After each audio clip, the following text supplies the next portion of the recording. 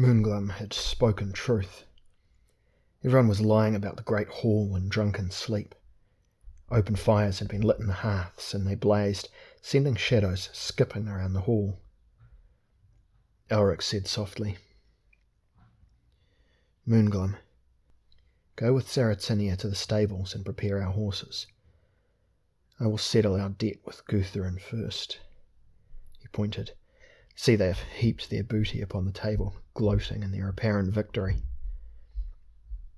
Stormbringer lay upon the pile of burst sacks and saddlebags which contained the loot stolen from Saratinia's uncle and cousins, and from Elric and Moonglum. Saratinia, now conscious but confused, left with Moonglum to locate the stables, and Elric picked his way towards the table, across the sprawled shapes of drunken men of Org, around the blazing fires, and caught up, thankfully, his hell-forged rune blade. Then he leapt over the table and was about to grasp Guthrum, who still had his fabulously gemmed chain of kingship around his neck, when the great doors of the hall crashed open, and a howling blast of icy air sent the torches dancing and leaping. Elric turned, Guthrum forgotten, and his eyes widened. Framed in the doorway stood the king from beneath the hill. The long-dead monarch had been raised by Virkad, whose own blood had completed the work of resurrection. He stood in rotting robes, his fleshless bones covered by tight, tattered skin. His heart did not beat, for he had none. He drew no breath, for his lungs had been eaten by the creatures which feasted on such things. But horribly, he lived. King from the hill. He had been the last great ruler of the doomed folk who had in their fury destroyed half the earth and created the Forest of Truths. Behind the dead king crowded the ghastly host who had been buried with him in a legendary past. The massacre began. What secret vengeance was being reaped Elric could only guess at, but whatever the reason, the danger was still very real. Elric pulled out Stormbringer as the awakened horde vented their anger upon the living. The hall became filled with the shrieking, horrified screams of the unfortunate Orgians. Elric remained half paralysed in his horror beside the throne.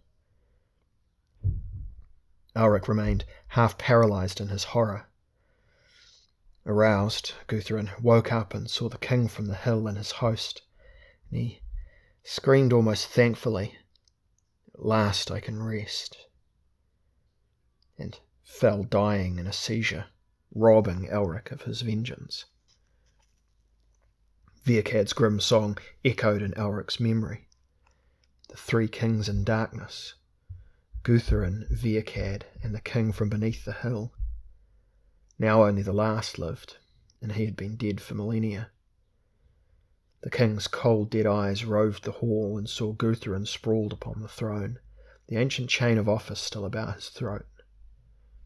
Elric wrenched it off the body and backed away as the king from beneath the hill advanced, and then his back was against a pillar, and there were feasting ghouls everywhere else. The dead king came nearer, and then, with a whistling moan which came from the depths of his decaying body, launched himself at Elric, who found himself fighting desperately against the Hill King's clawing abnormal strength, cutting at flesh that neither bled nor suffered pain. Even the sorceress Runeblade could do nothing against this horror that had no soul to take and no blood to let. Frantically, Elric slashed and hacked at the Hill King, but ragged nails raked his flesh and teeth snapped at his throat. And above everything came the almost overpowering stench of death as the ghouls packed the great hall with their horrible shapes, feasted on the living and the dead. Then Elric heard Moonglum's voice calling and saw him upon the gallery which ran around the hall. He held a great oil jar. "Lure him close to the central fire, Elric. There may be a way to vanquish him. Quickly, man, or you're finished."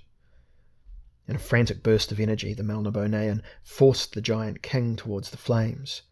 Around them, the ghouls fed off the remains of their victims, some of whom still lived, their screams calling hopelessly over the sound of carnage. The Hill King now stood, unfeeling, with his back to the leaping central fire. He still slashed at Elric. Moonglum hurled the jar. It shattered upon the stone hearth, spraying the king with blazing oil. He staggered, and Elric struck with his full power, the man and the blade combining to push the Hill King backwards. Down went the king into the flames, and the flames began to devour him. A dreadful, lost howling came from the burning giant as he perished. Flames licked everywhere throughout the great hall, and soon the place was like hell itself, an inferno of licking fire through which the ghouls ran about, still feasting, unaware of their destruction.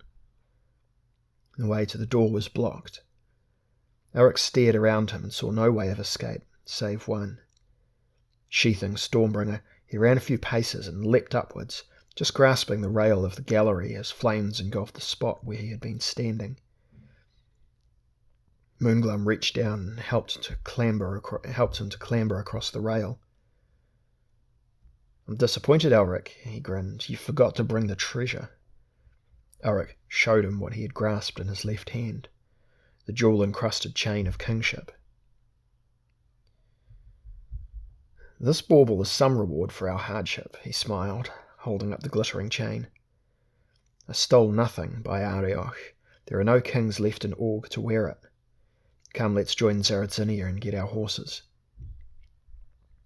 They ran from the gallery as masonry began to crash downwards into the great hall. They rode fast away from the halls of Org, and looking back saw great fissures appear in the walls, and heard the roar of destruction as the flames consumed everything that had been Org. They destroyed the seat of the monarchy, the remains of the 3 kings in darkness, the present and the past. Nothing would be left of Org save an empty burial mound and 2 corpses locked together, lying where their ancestors had lain for centuries in the central tomb. They destroyed the last link with the previous age, and cleansed the earth of an ancient evil. Only the dreadful Forest of Trews remained to mark the coming and the passing of the doomed folk. And the Forest of Trews was a warning. Weary and yet relieved, the 3 saw the outlines of Trews in the distance, behind the blazing funeral pyre. And yet, in his happiness, Elric had a fresh problem on his mind now that the danger was past. "Why do you frown now, love?" asked Zarazinia. "Because I think you spoke the truth. Remember, you said I placed too much reliance on my rune blade here." "Yes, and I said I would not dispute it with you." "Agreed, but I have a feeling that you were partially right. On the burial mound and in it, I did not have Stormbringer with me, and yet I fought and won, because I feared for your safety." His voice was quiet. "Perhaps in time I can keep my strength, by means of certain herbs I found in Trews, and dispense with the blade forever." Moonglum shouted with laughter hearing these words. "Elric, I never thought I'd witness this. You daring to think of dispensing with that foul weapon of yours? I don't know if you ever shall, but the thought is comforting." "It is, my friend, it is." He leaned in his saddle and grasped Zarazinia's shoulders, pulling her dangerously towards him as they galloped without slackening speed, and as they rode he kissed her, heedless of their pace. "A new beginning," he shouted above the wind. "A new beginning, my love." And then they all rode, laughing, towards Kalag, by the weeping waste, to present themselves, to enrich themselves, and to attend the strangest wedding the northern lands had ever witnessed.